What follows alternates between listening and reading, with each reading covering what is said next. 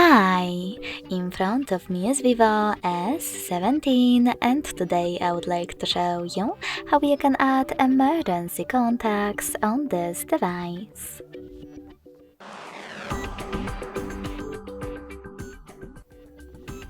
Begin by going into Devices Settings and scrolling all the way down to access Safety and Emergency. Following that, tap on Emergency Contacts and tap on Add Contact. Now just click on the one that you wish to add and do exactly the same to all the other ones you need. If you wish to delete one of them, click on this X next to the one that you wish to get rid of and confirm your choice in the pop-up.